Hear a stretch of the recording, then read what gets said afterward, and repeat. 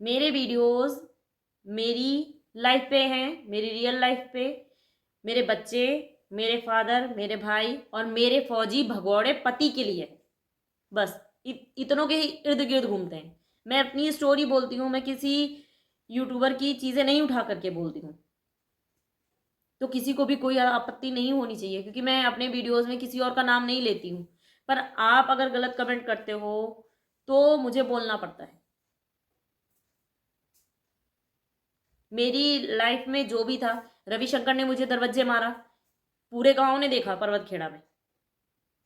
एक भी इंसान नहीं था कि बोल दे कि नहीं रवि मत मारो। और बात सिर्फ इतनी थी क्योंकि उनको उनकी भाभी के साथ सोना था और मैं ऑब्जेक्शन उठा रही थी।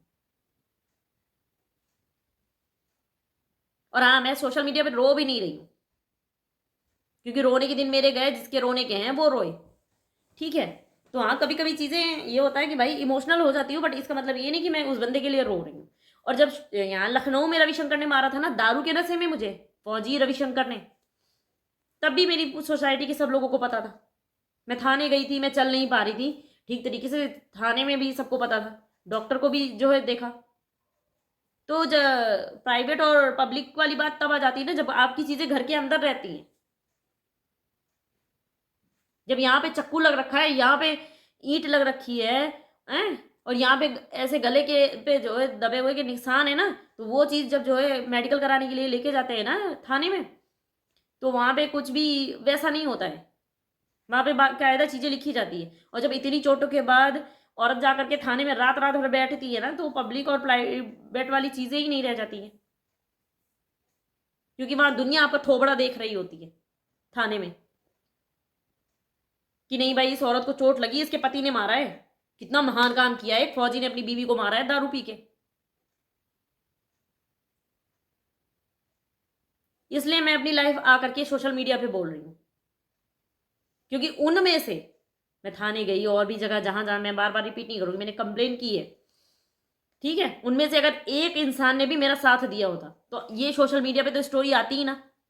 अब मैं अपने मरने का इंतजार थोड़ी ना करूंगी कि मैं ऊपर से देखूंगी कि आप लोग, जो लोग बोल रहे हैं ना हम आपके साथ हैं, आप मत बोलिए, तो कैंडल मार्च निकाले मेरे लिए। तो प्रभु माफ कर दो हमें, मैं अपने तरीके से अपनी चीजें हैंडल कर लूंगी।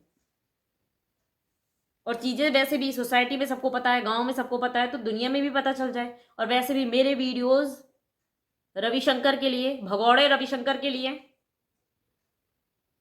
उनकी रखेलों के लिए, और जो जिन लोगों ने भी मेरी गृहस्थी में आ गए उनके लिए है। क्योंकि मैं उन रखेलों के लिए नहीं जा सकती ना। अब एक रखेल का बेटा बॉम्बे में जॉब कर रहा है, चंदा का, गोवर्धन जी बॉम्बे में जॉब कर रहे हैं। अब मैं बॉम्बे में तो जा करके उसको बोलूंगी नहीं भाई तेरी माँ का ऐसे ऐसे चल रहा है, संभाल अपनी माँ को। तो मैं यहां से वीडियो बनाती हूँ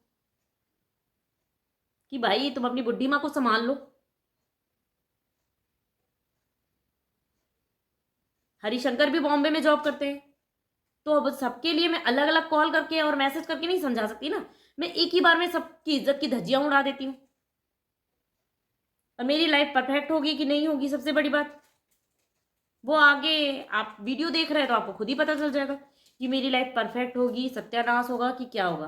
फिलहाल इससे बुरा नहीं होगा, जो भी है, जितना बुरा होना था 18 साल में हो गया, अब इससे ज्यादा बुरा नहीं होगा। तो मेरे वीडियो से किसी और को प्रॉब्लम नहीं होनी चाहिए। रविशंकर फौज की नौकरी करते हैं, रविशंकर ने मेरे साथ गलत किया है, तो मैं बोल रही हूँ कि भाई ऐसी ऐसी चीजें होती है। अगर मैं नहीं बोलूंगी ना तो किसी को पता ही नहीं चलेगा कि नहीं ऐसा इंसान भी ये चीज कर सकता है। सिर्फ उसको मैं इसलिए छोड़ दूं, इसलिए उसके बारे में नहीं बोलूं कि फौज की नौकरी करता है। और अगर मेरा पति सब्जी बेच रहा होता, बूट पॉलिश करता होता ना, तो मेरे को बोलना पड़ता भाई जूता पॉलिश करने वाला है। ठीक है। अब न्यूज देखते हैं तो उसमें होता है ना कि एक जूता पॉलिश करने वाले ने अपनी बीवी को मारा, एक प्लम्बर ने अपनी बीवी को मारा, ऐसे होता है ना। तो अगर मैंने कह दिया कि मेरे फौजी पति ने मुझे मारा है, मेरे बच्चे को जान से मारने की कोशिश की, तो क्या गलत किया, क्या गुनाह कर दिया। मेरे जैसे कई केसेस जो है यूट्यूब पर घूम रहे हैं, उनकी वाइफें कर रही हैं। फौजी जो है कहीं और शादी कर रखा है, बीवी कर रखा है, और उसके बाद कहीं नौकरी करने गया, वहां पे अफेयर चला लिया, वहां पे एक बच्चा पैदा कर लिया। अभी अयोध्या का ही केस है। खुद जा करके देखिए। तो मेरी जान मत चटो भाई, मेरे को जी लेने दो प्रभु। अपने से ही दुखी हूं, और नहीं चाहिए कलेश।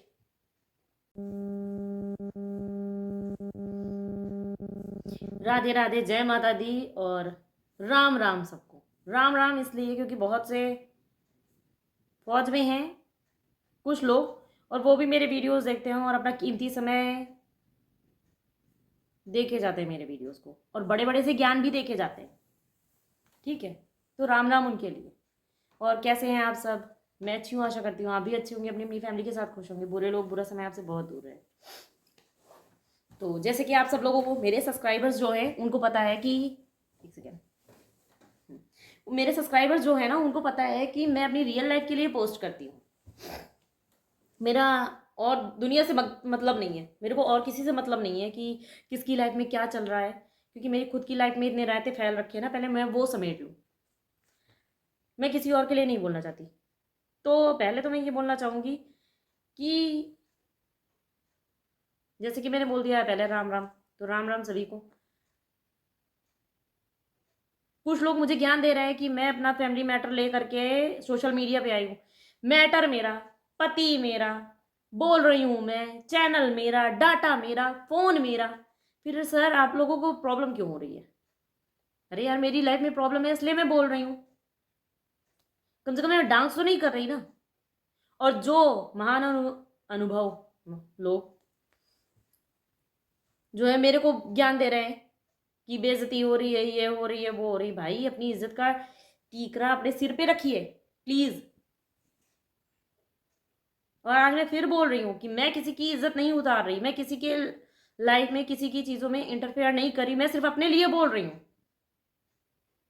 खुद की औरतें, खुद की घर की लेडीजें सोशल मीडिया पे डांस कर रही हैं, उसका आप नहीं बोल सकते? मेरी लाइफ में टांगड़ी अड़ाने के लिए आप आ गए। जो भी आप जॉब कर रहे होंगे आपको उसका अच्छी खासी पेमेंट मिलती है, फिर आप कुछ व्यूज के लिए अपनी घर की औरतों को क्यों वो कर रहे हैं सोशल मीडिया पे? मैं किसी भी औरत की इज्जत नहीं उतारना चाहती। तो फिर जब आप अपने घर की औरतों को नहीं संभाल सकते तो आप किस हक से आप मुझे बोल रहे हैं? और जिसको भी मेरे वीडियो से प्रॉब्लम हो जाकर के थाने में रिपोर्ट लिखा दो जाके। शायद ऐसे नहीं वैसे रिपोर्ट लिख जाएगी तो मेरा मैटर थोड़ा सा आ जाएगा सामने। और मैं सिर्फ एक इंसान के लिए बोलती हूँ, अपने पति के लिए, जो कि फौज की नौकरी करता है, उसके लिए बोलती हूँ। उसने मेरे साथ गलत किया है इसलिए मैं बोलती हूँ। ठीक है, जिसने मुझे और मेरी फैमिली को जान से मारने की कोशिश की है और अब भी प्रॉपर धमकियां देता है, वो कमेंट नहीं दिखते आप लोगों को? मैं फौज में हूँ, ये है वो है। अरे भाई, तुम फौज में हो, तुम नौकरी कर रहे हो, तो मेरा इससे कोई मतलब नहीं है। मैं सिर्फ अपने प्रॉब्लम कह रही हूँ आकर के, मैं किसी को मिर्ची नहीं लगा रही।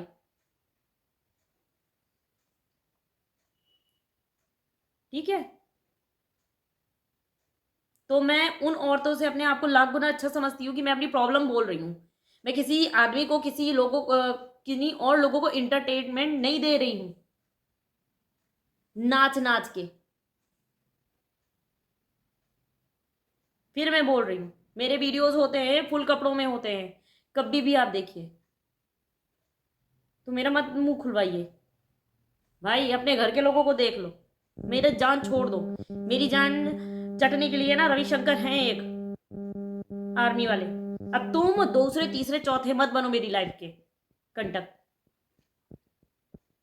तो मेरे पास खुद का ज्ञान बहुत ज्यादा है, मेरे को आपके ज्ञान की जरूरत नहीं है। और हाँ, कुछ लोग बोल रहे हैं कि अपनी प्रॉब्लम को और अपनी पति की बेइज्जती कर करके आप पैसे कमा रहे।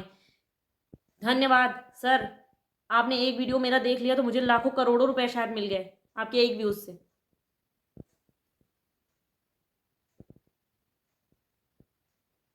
यूट्यूब पे मेरे ससुर नहीं बैठे हैं कि मेरे को जो है पैसे दे देंगे। मैं यहाँ पे आई हूँ अपनी प्रॉब्लम ले करके, क्योंकि मेरी प्रॉब्लम नहीं सुनी जा रही। और जिस भी इंसान को प्रॉब्लम है कि आप बोल रही है ये है वो है, मैं सिविल में गई थी तो मेरे को ये बताया गया कि तुम्हारे पति फौज में है इसलिए कंप्लेन नहीं लिखी जाएगी। ठीक है, इसलिए मैं सोशल मीडिया पे आई हूँ कि भाई मेरे साथ ऐसे ऐसे हो रहा है, और मेरी जैसी कुछ लेडीज़ों के साथ भी यही चीज़ें हुई हैं और वो भी पोस्ट कर रही हैं। आप उनकी पोस्ट देखिए जाके। जैसे शांति कश्यप है, अभी अयोध्या वाला केस आया था, उसके पहले भी एक यूपी का ही केस आया था। यूट्यूब पे एक नहीं, एक आप सर्च करोगे कई आएगा। कई औरतें अपने पति के लिए बोल रही हैं, और जिन जिन औरतों ने अपने साथ हुए अत्याचार के खिलाफ आवाज उठाई है और जिनके पति फौज में हैं, तो उनको ये चीजें जो है सहनी पड़ी हैं। कुछ लोग आ करके अगर उनका सपोर्ट कर रहे हैं जो फौज में हैं, जॉब कर रहे हैं, कुछ अच्छे लोग हैं जो उनकी तरफ बोल रहे हैं कि हाँ आपके साथ गलत हुआ है, तो कुछ ऐसे लोग भी हैं जो उनके ऊपर उंगली उठा देते हैं।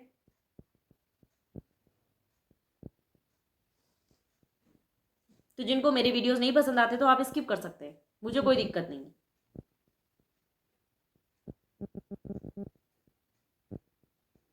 कोई मेरे रंग पे उठा कर उंगली जाता है कि नहीं तुम्हारा रंग भी ऐसा है, भाई मेरा फेस ऐसा है तो मैं कुछ नहीं कर सकती, वो मेरे को भगवान ने बना करके भेजा है। अब आप लोगों को मैं गोरी लगती हूँ, सुंदर लगती हूँ, रविशंकर को तो मैं काली मोटी भैंस लगी, तभी वो 55 साल की औरत के साथ जा करके सोया है। और लोगों को पता चलना चाहिए कि लोग ऐसे ऐसे भी गिरे हुए हैं रविशंकर जैसे।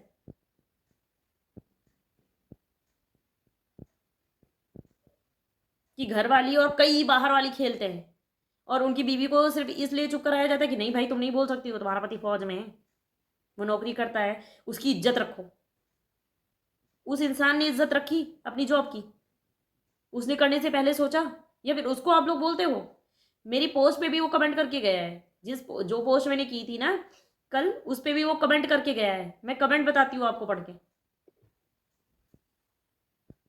जिस पोस्ट में कुछ लोग फौज के लोग सॉरी, वो खुद ही बोल रहे हैं कि मैं आर्मी में हूं, ठीक है, वो बोल के गए हैं कि मैं हूं, ठीक है, तो उन्होंने मेरे को, तो मेरा वीडियो उनको दिख गया, पर उनको ये कमेंट नहीं दिखा रविशंकर का कि तेरे और तेरे बाप को, रविशंकर का ये कल का ही कमेंट है, तेरे और तेरे बाप को सोशल मीडिया बचा लेगी।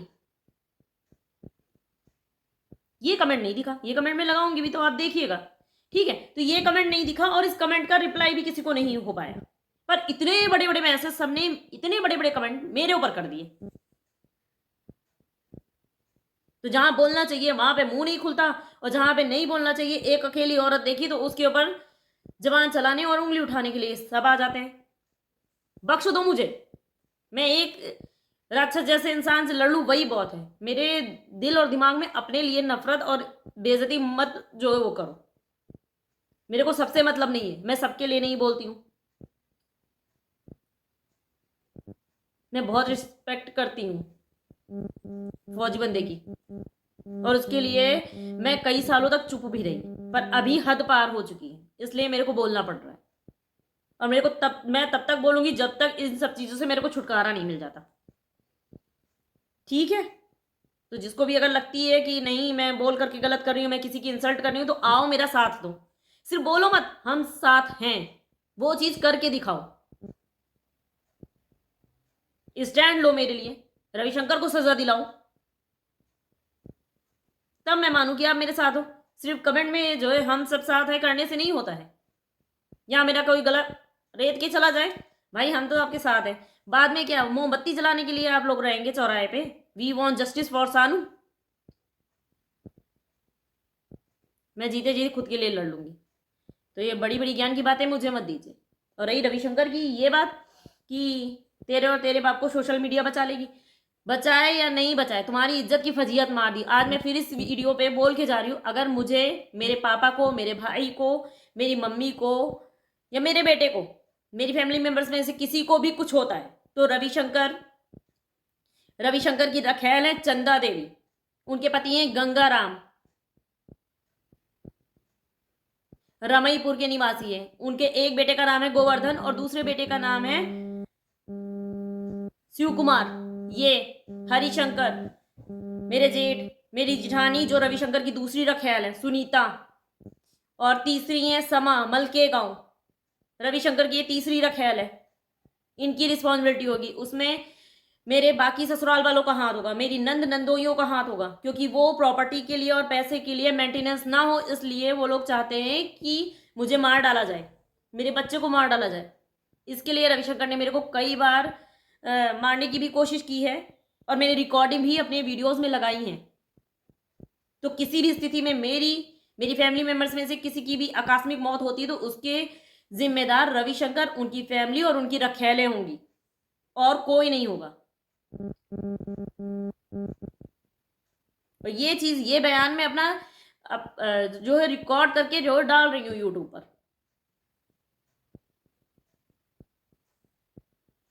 और होशो हवास में कह रही हूँ जो भी कह रही हूँ, और मैं मैसेज वो लगा रही हूँ वो भी है। और वो रिकॉर्डिंग जो मैंने कल के वीडियो में लगाई थी वो रविशंकर यूनिट में थे तब उन्होंने वो किया था। ऐसे कई मैसेजेस रविशंकर ने मेरे को भेज रखे हैं, मेरे व्हाट्सएप पे हैं। इसकी जानकारी मैंने थाने में भी दे दी थी, मैंने महिला थाने में भी दी थी, और मैंने और भी जगहें दे रखी है। मतलब यूनिट में भी ये मैसेज मैंने दिया था सीनियर्स को।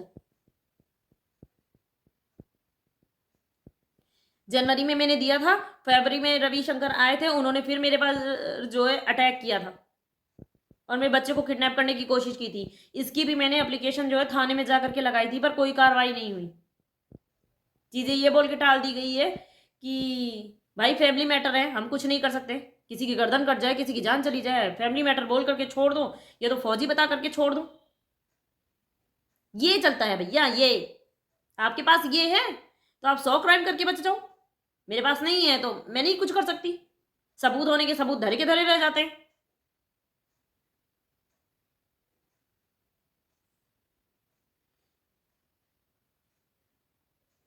और जिनको भी लगता है कि मैं यूट्यूब से पैसे कमा रही हूँ, भाई मेरे वीडियोज उठा करके आप खुद जा करके अपने चैनल पे पोस्ट कर लो, शायद 2-3 लाख रुपए आपको भी मिल जाए, अगर करोड़ों मुझे मिल रहा है तो। और अगर पैसे नहीं मिले तो मेरा भला हो जाएगा कि मेरी बात 2 और 4 लोगों के तक और जाएगी कि रैवली के निवासी सानू गौड़ हैं, उनके साथ ऐसी ऐसी चीजें हो रही हैं।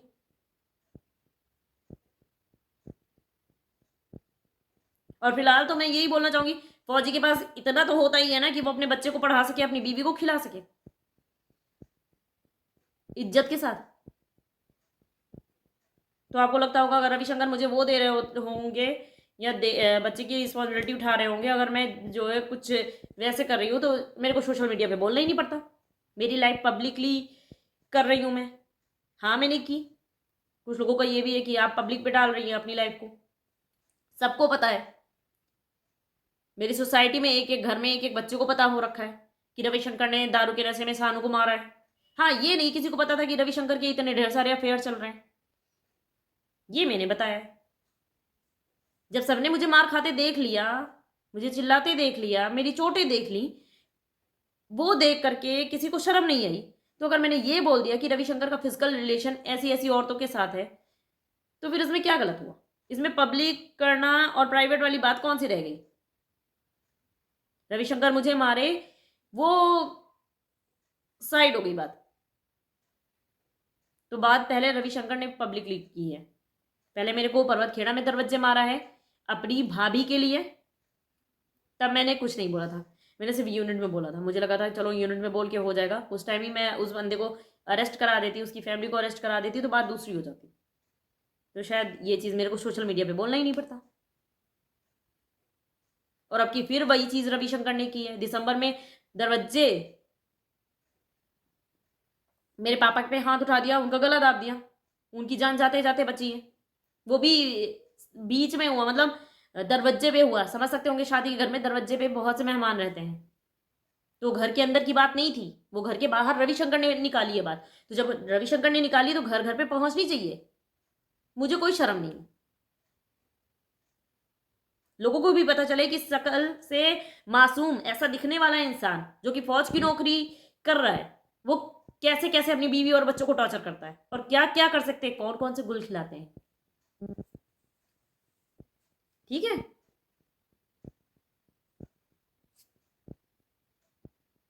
तो मेरे से शिकायत करने से बेटर है ना